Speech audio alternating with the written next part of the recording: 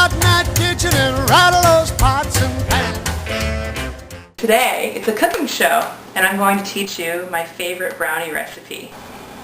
You'll need a half of a cup or 1 stick of unsalted butter, 2 ounces of bittersweet chocolate, 3/4 of a cup of flour, a half teaspoon of baking powder, a 1/4 teaspoon of salt, 1 cup of sugar, 2 eggs, 1 teaspoon of pure vanilla extract, and if you would like, you can add 3/4 of a cup of chopped walnuts or pecans, a pinch of love. So you want to preheat your oven to 350 and make sure that you have the pan ready. I like to use an 8x8 pan, and we'll put some foil in it so you don't have to actually grease the inside of the pan at all. What you do is you take some tin foil and you just set it in there. Make sure that it overlaps. You leave enough room to overlap on the outside because that's how we're going to transfer it when it's done. So you're just going to do that. And you can put some,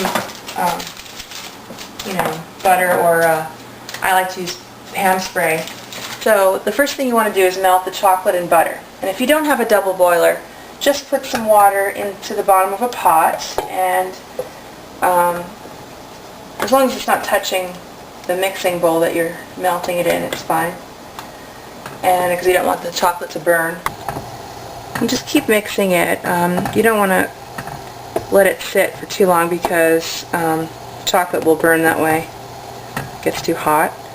So just keep stirring it. It doesn't take long at all. Right, there we go. There's a little piece that's not melted, but we can turn it off at this point because it's going to melt as it's sitting. Okay, so you're just going to set this aside to let it cool off.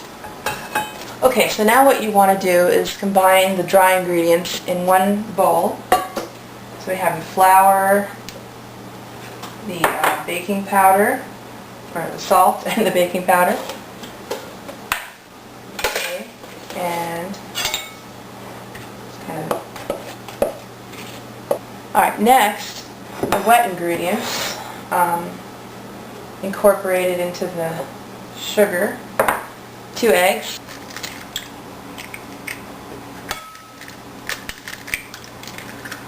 okay, and the sugar.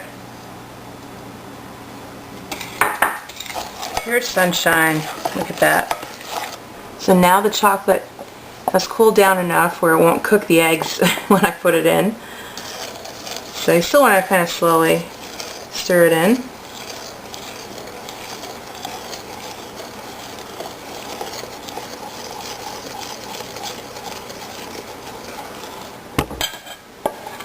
So then you add the vanilla. Okay, and then the last step here is to add the dry ingredients, which we've already mixed together. This you don't want to over stir because it will get kind of hard. So just stir it until it's incorporated. There, that looks perfect. Then you take your foil-lined pan, and I sprayed a little bit of Pam in there. Just, you don't really need it, but it helps just to make it easier. Okay, so you can spread it out a little bit in the corners, but don't really need to do too much. It kind of falls into place. You can give it a little shake like that. It helps make it even. Okay, so remember to have it overlapping like this. It's really important. Okay, in they go in the center, and it takes about 30 to 35 minutes. I always check it at 30. What to do while we're waiting?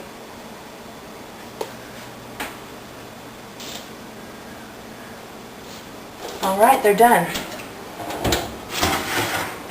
Now we can check just to make sure by taking a butter knife or a toothpick. People always say toothpick, but a butter knife is fine because you stick the line in there, you're going to be cutting them anyway, and that will never show up. So you just put it right in the middle.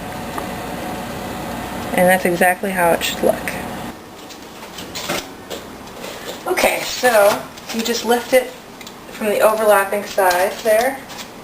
And I like to put it on a wire rack, especially when I'm in a hurry to eat them or to give them away. So just let it sit there. It's going to take about 10 minutes at least, just to be easier to cut. Alright, so they've cooled off a little bit.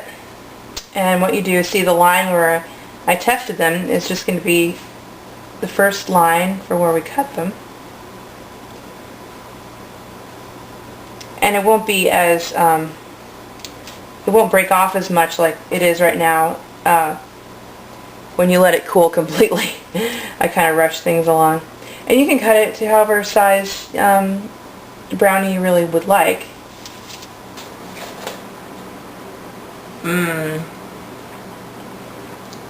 They just melt in your mouth. They're really nice and soft and chocolatey on the inside, and then the outside is crispy. So it's a perfect textural experience. So I hope you like them. I hope you make them. And if you do, let me know how you like them. Bye-bye.